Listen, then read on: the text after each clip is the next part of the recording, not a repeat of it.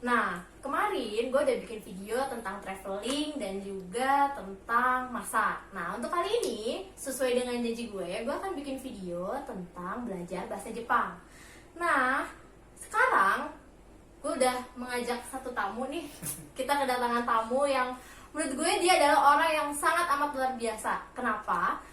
Salah satu alasannya gue mengundang orang ini di YouTube channel pertama gue tentang learning, karena menurut gue dia adalah orang yang cocok banget untuk jadi figur yang bisa mengajar teman-teman online ya. Ya, langsung aja, ini dia Holisang. Gue sih manggilnya Holisang ya. Mungkin bisa diperkenalkan buat teman-teman online, siapa sih Holisang ini gitu. Langsung perkenalan saja nih. Iya, silakan. Hai. Untuk semuanya, perkenalkan, nama saya Nurholis. Panggilan saya Holis. Saya kebetulan berteman dengan Imasang. Untuk saat ini saya mengajar bahasa Jepang online dan juga bekerja di salah satu perusahaan Jepang yang ada di Karawang. Mungkin sampai di situ aja dulu. Oke. Nah, pasti teman-teman penasaran nih, kenapa sih dan siapa sih dia ini? Kok bisa ada menjadi orang pertama yang diajak kolaps sama Cimot ini? Karena Holisang ini adalah salah satu orang atau orang yang pertama kali gue temuin yang sudah bisa lulus N1 dua kali berturut-turut dalam 2 tahun terakhir.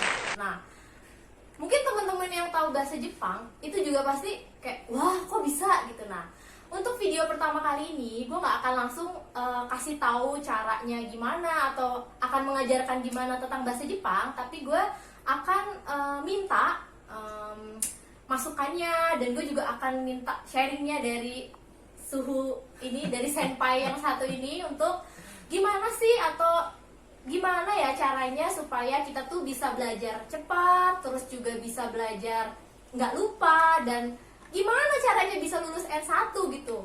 Nah, gimana tuh? Coba. Untuk yang pertama, pertanyaannya adalah bagaimana sejarah gitu, atau bagaimana ceritanya sih bisa lulus N1 gitu kan, 2 tahun berturut-turut tuh gimana sih? Mungkin bisa diceritain awalnya seperti apa, gimana belajar bahasa Jepangnya? Kalau diceritain mungkin akan panjang ya. Ya, boleh lah. Dia sampai 2 hari 2 malam.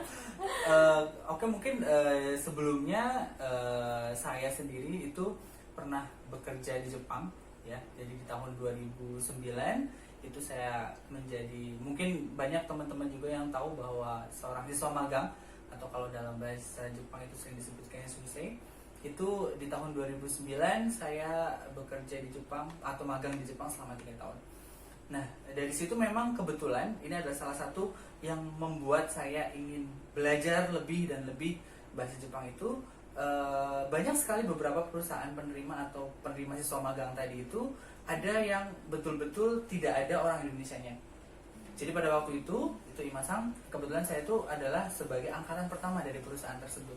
Jadi tidak ada kakak kelas, tidak ada orang yang bisa mengajarkan bahasa Indonesia atau bahasa Jepang ya dengan menggunakan bahasa yang saya tahu, bahasa Indonesia, dan pekerjaan juga semuanya harus dijelaskan oleh orang Jepang itu langsung. Oh, berarti benar-benar yang datang ke sana adalah orang Indonesia pertama yang masuk ke perusahaan itu ya? Iya, betul sekali. Nah, dari situ itu menjadi salah satu motivasi saya untuk belajar lebih dan lebih, supaya apa? Saya tidak akan dimarahi pada waktu bekerja. Kalau misalkan mereka berbicara apa, saya akan tahu apa yang mereka omongkan. Dan saya juga pastinya bisa main kalau misalkan saya bisa berbahasa Jepang sendiri. Pasti dong, karena kalau nggak tahu mau tanya siapa kan, nggak ada orang Indonesia aja. Betul ya kan? Jarang pada waktu itu. Nah, jadi itu adalah salah satu motivasi saya untuk belajar lebih bahasa Jepang lagi. Nah, dari situ saya mulai fokus untuk belajar, dan alhamdulillah di tahun kedua, kebetulan saya 3 tahun di Jepang, itu saya bisa lulus N2. Waduh. Seperti itu. Tuh. Kebayang nggak sih 2 tahun belajar langsung lulus N2 loh. Padahal perlu teman-teman tahu nih ya, yang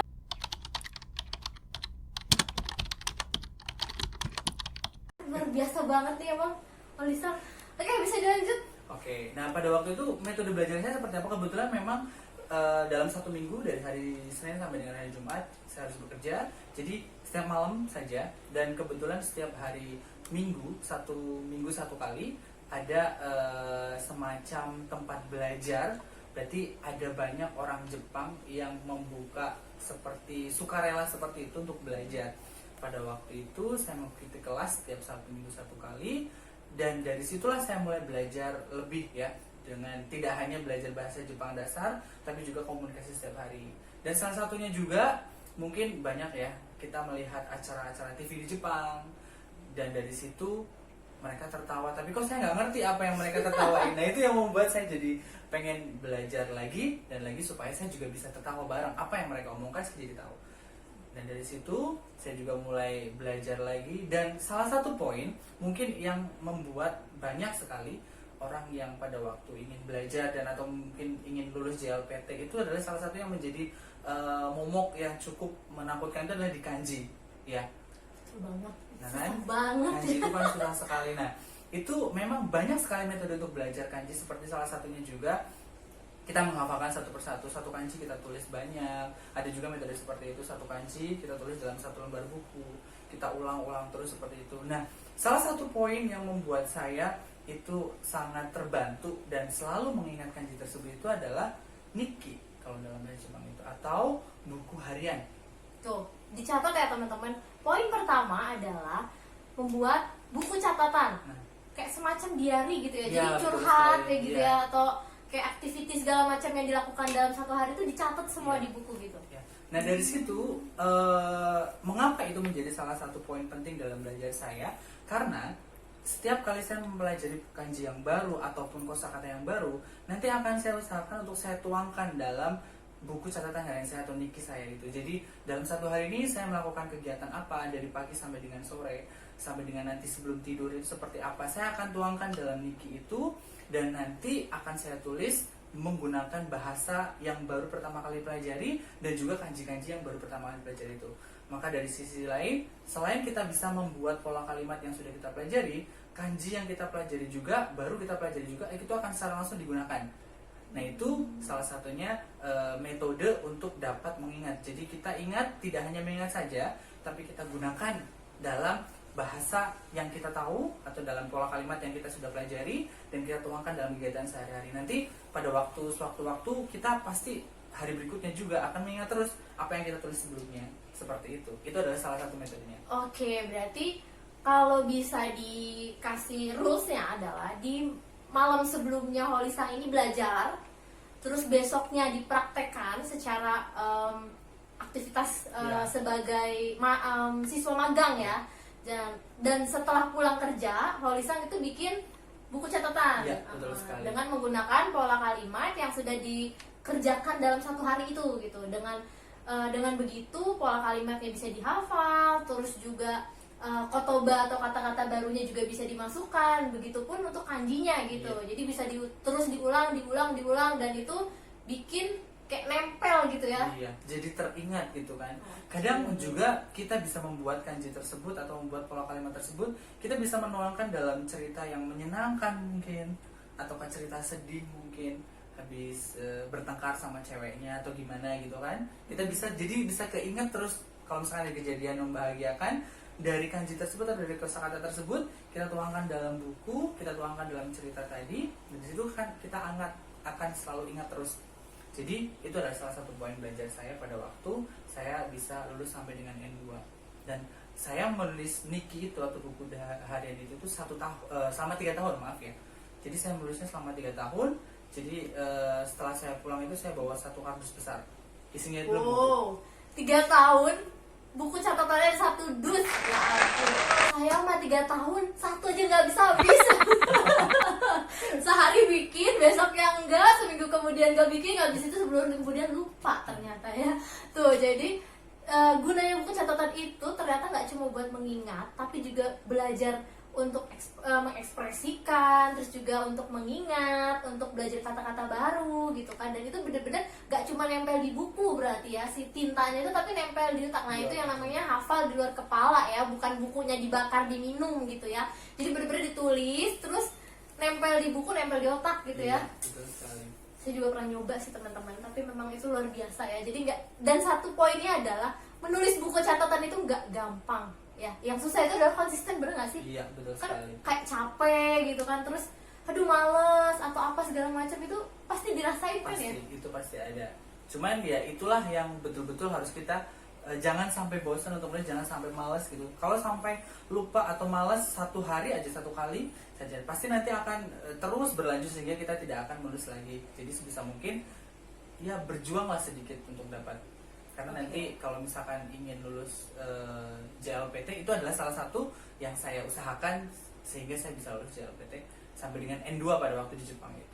Oke, berarti poinnya nggak ada orang bodoh ya teman-teman. Yang ada hanyalah orang males, ya kan? Orang bodoh bisa jadi pintar kalau dia nggak males, gitu. Iya, Orang pintar jadi bodoh kalau dia males, ya kan? Oke, pertanyaan yang kedua adalah gimana ketika menemukan sesuatu yang sulit, itu tuh gimana sih cara ngatasinnya gitu? Kan kalau dalam bahasa Jepang yang saya alami sendiri adalah yang paling susah itu adalah pertama menghafal kotoba, yang kedua adalah menghafal kanji. Iya. Nah itu kan tadi salah satunya adalah dengan cara membuat buku catatan. Ada nggak sih tips yang lain gitu kan? Gimana caranya supaya bener-bener itu tuh nempel gitu? Karena kalau kanji kan ada kongyomi, ada uyomi gitu. Itu yang bikin pusing sebenarnya. Nah ada nggak sih trik cara khusus gitu supaya melewati setiap kali ada kesulitan dalam belajar gitu? Kalau misalkan untuk kesulitan dalam belajar seperti saat ini ya, saya menghadapi beberapa ujian yang kedua tahun kemarin. Jadi saya lulus setelah pulang ke Indonesia di tahun 2017 saya ambil ujian N1 dan alhamdulillah lulus. Kemudian di tahun 2019 saya ambil lagi dan alhamdulillah juga naik poinnya ya pada waktu itu. Itu salah satu metode belajar untuk menghafalkan kosakata ataukah untuk menghafalkan kanji. Memang pada waktu dulu pertama kali saya di Jepang itu, salah satunya itu adalah memang karena kita tidak terbiasa untuk mendengarkan kosakata tersebut. Jadi kalau misalkan kita menghafal saja, bahasa kalau kita hafal tidak kita gunakan itu pasti tidak akan dapat teringat di otak kita. Makanya sebisa mungkin kita hafalkan, terus kita ucapkan, ya kan? Tuh poin keduanya adalah setelah kita hafal itu harus diucapkan, sama kayak cinta berarti ya. Iya betul. Kalau kita belajar, kita meresapi terus kita pendam dalam hati, ya tetap aja orang nggak tahu kalau itu cinta ya. Berarti belajar itu sama kayak cinta teman-teman. Jadi harus diucapkan Harus ya. diucapkan ya. Oke. Jadi pada waktu kita menghafalkan kosakata, selain kita hafalkan saja, kita juga usahakan untuk kosakata tersebut kita ucapkan dengan mulut kita sendiri. Itu salah satu yang dapat membantu untuk kita mengingat ya kosakata tersebut. Jadi tidak hanya kita tulis, tapi kita juga berusaha untuk ucapkan. Itu yang pertama. Terus yang kedua, dikala ada kesulitan kita menghafalkan kosakata tersebut, ya kita coba dengarkan ya. Banyak sekali mungkin ada yang suka anime, atau ada yang suka film Jepang, atau ada yang suka mungkin komik kah, atau ke acara-acara Jepang, variety show dan lain sebagainya, sebagai salah satu metode untuk membiasakan telinga kita supaya kita sering dengar bahasa Jepang. Kita coba lihat acara-acara yang mungkin kita suka. Ada yang suka anime, kita coba nonton anime, seperti itu. Kalau film juga kita coba nonton film, jangan film Korea aja. Oke. Nanti yang masuk bahasa Korea aja. Berarti poin yang ketiga adalah cari bidang yang kamu suka. Iya. Terus kamu lakukan secara berulang. Misalkan kayak tadi contohnya anime atau misalkan drama. Nah drama juga kalau sekarang kan lagi ngehits di kalangan milenialnya ada drakor ya. Drakor ya. Nah, kalau kita mau belajar bahasa Jepang, berarti yang nonton drama Jepang ya. Dracep berarti. Iya, dracep. Tapi dramanya nggak pakai X kan ya. Enggak. Nah, itu hati-hati tuh. Jangan sampai karena kalian sukanya yang berbau X, terus kalian mau belajar bahasa Jepang, terus kalian mukanya video X tuh nggak boleh ya. Karena nggak ada pelajaran di situ ya. Video X Itu itu apa? beda lagi gitu ya. Oke, sekarang kita masuk ke tahap yang ketiga. Oke. Honestly, gue ini kan juga seorang pekerja ya. Seorang pekerja, terus juga ya kita sama-sama pekerja, terus kita juga sama-sama kuliah ya kan. Nah, gimana sih caranya buat kita sebagai pekerja itu bisa belajar gitu, bisa belajar, bisa masuk tuh nempel tuh bahasa di otak kita gitu. Karena kan kita udah kita harus kerja, kita juga harus belajar bahasa gitu. Karena banyak banget yang komen-komen yang masuk yang tanya, Kak gimana sih caranya belajar bahasa Jepang tapi sambil kerja gitu, susah nggak sih gitu. Nah kalau gue yang ditanya pasti gue jawab susah gitu kan, karena gue mengalami sendiri gitu. Tapi coba gue mau tanya yang sudah menjadi senpai gitu kan, apalagi ini kan kuliah juga, kerja juga, mengajar juga gitu kan, mungkin bisa diberitahu atau disampaikan bagaimana sih gitu triksnya supaya tetap masuk gitu loh sebagai pekerja juga gitu. Kalau memang kendala salah satunya untuk sebagai seorang pekerja itu adalah waktu ya, memang betul. Kita harus bekerja, terus kadang ada yang lembur sampai pulang malam, terus Sabtu Minggu juga ada yang kuliah, berarti harus kuliah dan lain sebagainya. Itu memang salah satu kendala waktu, itu memang sangat menjadi salah satu poin yang cukup diperhatikan ya.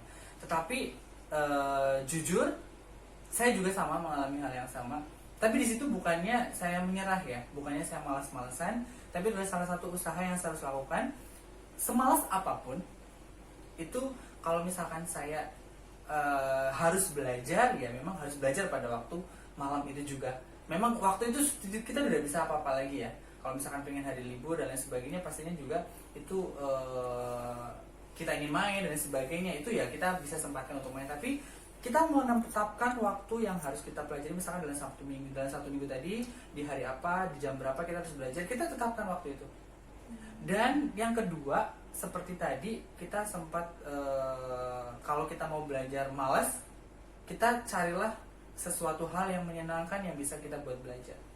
Ya tadi contohnya seperti nonton anime ataukah nonton drama. Walaupun kita kan sebetulnya hanya salah satu mencari kesenangan ya, lihat alur ceritanya, tapi kalau kita melihat sambil mendengarkan, itu kan bahasa yang mereka sampaikan atau mereka gunakan itu sering nanti terdengar oleh telinga kita, dan nanti secara tidak langsung itu nanti akan kita ingat-ingat terus. Sama seperti lagu, ya enggak? Pada waktu kita sering dengerin lagu bahasa Inggris, walaupun kita nggak begitu pintar, kita sering dengarkan, kita nanti hafal liriknya. Sama juga kalau misalkan dalam bahasa Jepang juga sama, kita sering dengarkan, walaupun pertama hanya mendengarkan, nanti kedua mungkin sambil melihat liriknya atau sambil dengerin, nanti lama-kelamaan sambil ikut nyanyi, nanti juga pasti akan semakin menempel ya, atau semakin kita mengingatnya kosakata tersebut. Nah itu memang salah satunya ya seperti itu. Kalau misalkan untuk pada waktu kita bagaimana sih kalau untuk bekerja, ya tinggal komitmen kita pada waktu kita memang siap kita bekerja, kita kuliah ataupun kita belajar, ya kita harus betul-betul komitmen. Setidaknya dalam satu minggu kita harus komit satu kali ataupun dua kali kita harus belajar, ya kita harus paksakan pada waktu itu. Dan yang kedua ya tadi, carilah kesenangan yang kita bisa buat sambil belajar. Oke, jadi poinnya adalah untuk kita nih para pekerja yang mau belajar bahasa Jepang, caranya adalah dalam satu minggu itu sisihkan satu hari untuk kita benar-benar belajar gitu ya. Berarti Senin sampai Jumat kita kerja, terus Sabtunya kuliah. Nah, minggunya sebisa mungkin walaupun hanya sejam atau 2 jam kita menyisihkan waktu kita untuk belajar gitu, walaupun satu kali dalam satu minggu gitu kan. Karena belajar intens pun, tapi kalau kitanya memang nggak fokus kan nggak masuk ya. Betul. Lebih baik dalam satu minggu kita belajar 1 jam atau 2 jam, tapi itu intens dan benar-benar kita fokus gitu kan ya. Oke, tuh teman-teman, tipsnya dicatat ya.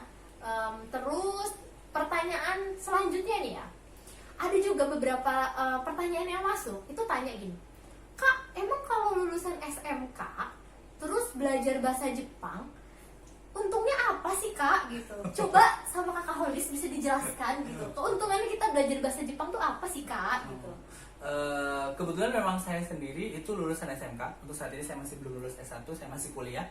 Tapi saya bisa berangkat ke Jepang, saya bisa lulus N2, dan saya pulang ke Indonesia, saya bisa lulus N1, kemudian saya juga bisa bekerja di perusahaan Jepang. Nah, salah satunya lulusan SMK belajar bahasa Jepang punya buat apa? Pastinya kalau kita masuk ke SMK, target kita itu bekerja ya enggak? Kita ingin masuk SMK, sekolah kejuruan, pastinya kita setelah lulus ingin langsung bekerja. Dengan ditambahkan keterampilan bahasa Jepang, tahu sendiri di Indonesia itu banyak sekali perusahaan Jepang ya.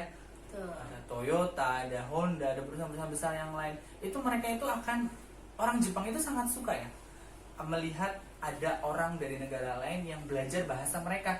Nah dari situ pada waktu kita bisa bahasa Jepang, kita mendaftar ke beberapa perusahaan tadi itu, mungkin kalau dibandingkan dengan ada misalkan kita melamar ada kandidatnya lain yang tidak begitu pintar bahasa Jepang atau yang tidak mengerti bahasa Jepang, nanti akan ada nilai plus.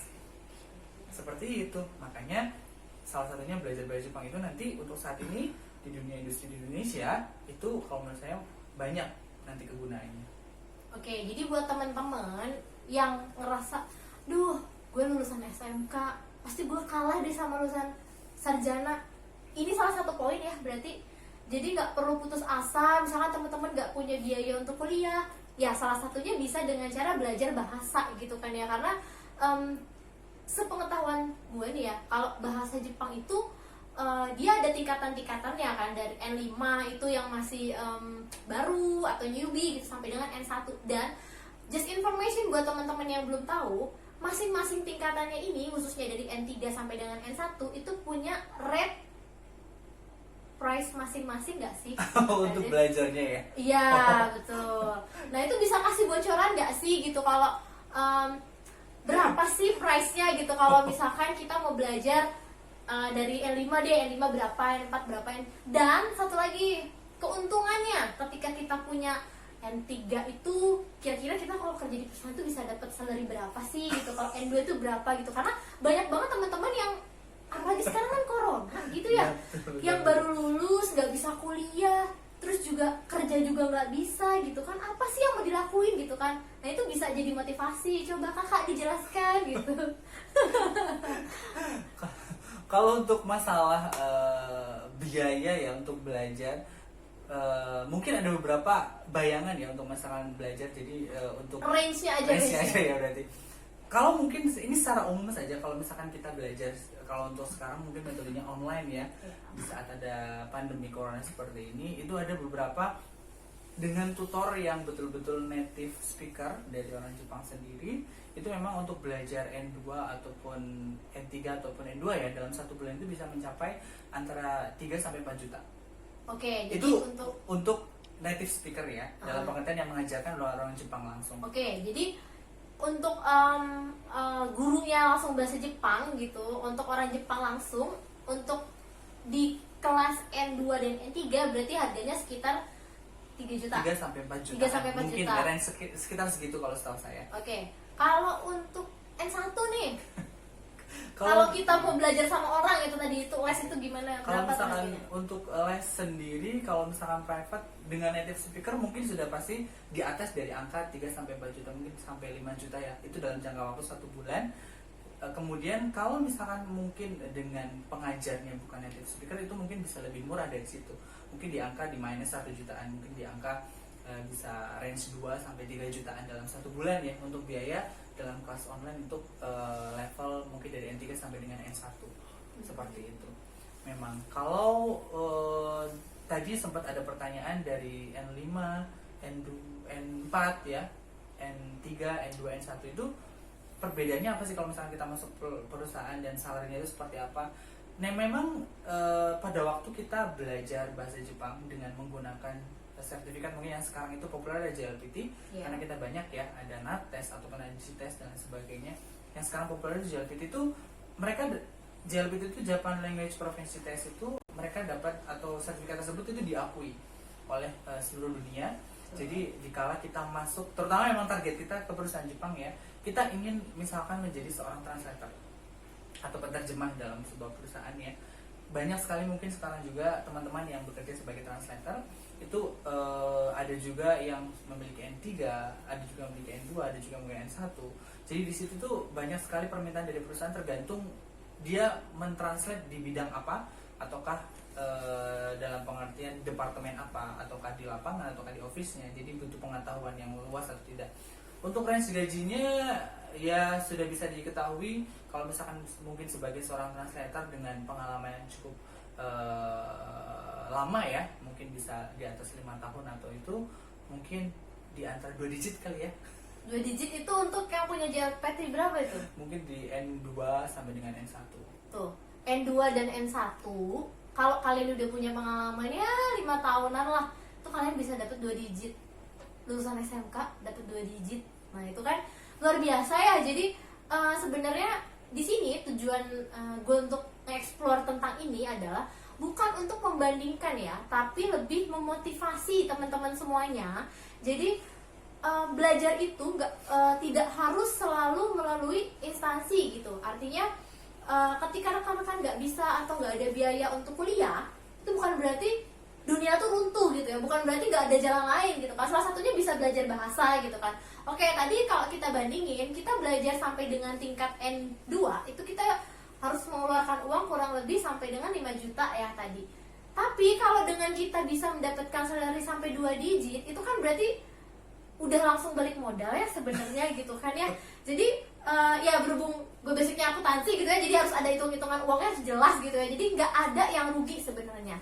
Nah, tapi kalau teman-teman nih ada sedikit bocoran nih. Kalau teman-teman mau belajar gratis, nah jangan lupa ya pantengin terus YouTube channelnya ya. Iya, jangan lupa di subscribe. Nanti kita akan ada konten-konten di mana kita akan memberikan pelajaran tentang bahasa Jepang gitu ya. Tenang, nanti ada sessionnya kita belajar sama Holisang gitu ya. Ini kan Holisang ini kan dia juga selain dia bekerja kan dia juga mengajar ya. Just information, Holisang ini muridnya gak cuma dari Indonesia.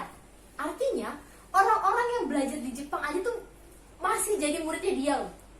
Bener gak sih? Ya, betul sekali. Ada beberapa siswa saya yang kuliah di Jepang dan saat ini juga belajar online dengan saya. Seperti itu. Jadi teman-teman gak akan bisa nemuin bisa belajar sama Holisang kalau bukan dari YouTube channel Cimot Channel ya. Cuma di Cimot Channel teman-teman bisa belajar bareng Holisang ya kan. Jadi jangan lupa di subscribe ya, bener ya? Tuh, karena Holisang ini sudah bekerja sama ya sama Neneng Cimot gitu kan. Jadi kalau teman-teman mau tanya-tanya gitu kan ya, itu bisa. Teman-teman nanti caranya adalah di subscribe dulu. Setelah di subscribe, baru nanti teman-teman bisa komen di bawah video ini. Terus nanti pertanyaan teman-teman itu akan kita kumpulkan dan itu akan dijawab langsung oleh Holisang gitu ya. Tapi syaratnya satu, teman-teman harus subscribe dulu, ya kan? Kalau nggak subscribe nggak dijawab nanti sama Holisang, ya kan? Nah, seru banget kan cerita-ceritanya ya gitu. Jadi kalau kita cuma sebatas kita pengen belajar tapi kita nggak tahu caranya gimana, menurut gue sih percuma ya. Makanya kenapa di video pertama ini gue nggak langsung kasih ini cara belajar hiragana atau cara belajar katana, enggak. Tapi gue pengen teman-teman tahu dulu loh bahwa gimana cara belajarnya, apa yang perlu dilakukan dan seperti apa hasilnya gitu. Bener gak sih? Iya, ya. Jadi kalau gue yang ngomong pasti teman-teman gak akan percaya gitu kan, karena gue juga belum lulus JLPT sama sekali gitu. Tapi kalau yang sudah senpai gitu kan, senpai juga, sensei juga gitu kan. Jadi Holisang ini adalah temen juga, senpai juga, dan sensei juga gitu ya. Ya bener-bener lah pokoknya udah paket komplit gitu kan ya. Jadi buat teman-teman jangan pernah nyerah untuk belajar ya. Betul. Gak ada kata gak bisa, gak ada kata gak ngerti, atau gak ada kata istilah gak ada uang gitu ya. Iya. Sekarang udah banyak online, bener gak sih? Kita tinggal cari aja gitu. Terus kalau misalkan sekiranya ada yang gak ngerti, nah sekarang ada di channel Cimot Channel nih. Jadi kalau teman-teman ada yang nggak ngerti itu bisa ditanyain aja ya kan di kolom komentar. Nanti untuk di next video kita akan ngumpulin beberapa pertanyaan yang memang cukup menarik. Nah nanti itu akan eksklusif dijawab langsung dan akan di-mention langsung orangnya oleh Holisang gitu kan. Nah jadi teman-teman jangan lupa, sekali lagi Cimot ingetin, jangan lupa di like, di komen, dan juga di subscribe ya. Terus jangan lupa juga di klik tombol cintanya supaya nggak ketinggalan video-video terbaru dari Cimot Channel, bener kan? Mungkin nanti kedepannya akan sering dia muncul ya. Dan Holisang ini harusly orangnya sibuk banget gitu ya, karena bener-bener sekarang ini sebenarnya tujuannya mau dipromosiin gitu kan, tapi beliau ini menolak karena kelasnya udah penuh teman-teman. Serius deh. Jadi karena muridnya banyak banget, beliau juga selain private mengajar juga Holisang ini juga ada ngajar di salah satu tempat les yang ternama juga loh di Kerawang gitu kan. Dan beliau juga bekerja juga, kuliah juga, ya ampun. Saya nggak kebayang deh gimana caranya bagi waktu gitu. Nah itu terakhir. Ya. Gimana caranya Holisang itu membagi waktu untuk belajar, mengajar, dan juga bekerja gitu. Coba disampaikan untuk yang terakhir nih. Oke, kalau misalkan untuk mengajar, untuk bagaimana cara membagi waktunya, pastinya kalau untuk jam kerja kan sudah ada tuh. Untuk jam kerja saya pagi itu berangkat jam 7:30 pulang jam 4:30. Kebetulan saya ada jadwal mengajar itu dari hari Senin sampai dengan hari Jumat malamnya. Itu dari jam 6 sore sampai dengan jam 8 malam. Dari situ saya baru makan. Biasanya seperti itu. Jadi memang kenapa saya sampai seperti ini ya? Jujur setelah saya berangkat ke Jepang, setelah saya lihat Jepang, setelah saya belajar bahasanya, setelah saya belajar budayanya, saya menjadi suka sama negara Jepang dan juga bahasanya. Nah dari situ mungkin yang menjadikan walaupun saya banyak ya ada kegiatan setiap harinya atau dalam satu minggu dan belajar dan mengajar dan juga pastinya ada kuliah juga, itu tetap masih suka menjalankan karena saya suka menjalankan hal tersebut. Nah itulah, kalau untuk membagi waktunya ya pastinya dengan tadi mengajar, yaitu kita di Jepang juga belajar namanya mengatur waktu. Istilahnya kalau ada kita jam belajar harus mengerjakan tugas kuliah dari jam sekian sampai dengan jam sekian, harus kita manage waktu tersebut. Kita harus kerjakan, kita sudah buat jadwal dalam satu minggunya dan itu sudah pasti harus kita lakukan, ya kita jangan sampai terlewatkan mengerjakan hal tersebut. Nah itu kalau misalkan sampai terlewat satu hari aja ataukah kita malas, nanti akan berdampak ke semuanya. Jadi itulah, kita harus belajar manage waktu. Ya tadi dari diri kita sendiri, kemauan kita untuk belajar itu apa, salah satunya kita suka apa enggak tentang belajar tersebut. Salah satu kesukaan tadilah yang membuat saya jadi bisa mengatur waktu, jadi suka, nggak ngerasa capek seperti itu. Oke, dan satu lagi, kalau udah hobi tuh nggak rugi ya. Nih, kalau teman-teman mau tahu nih, yang les sama dia ini mahal tau nggak?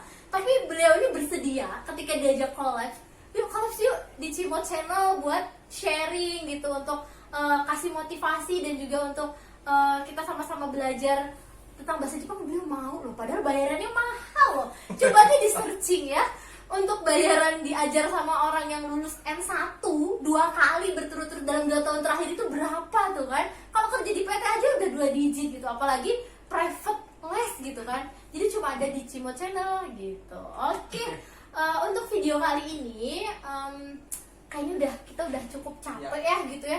Ini juga tenggorokan udah kering kayaknya kita dari tadi ngomong.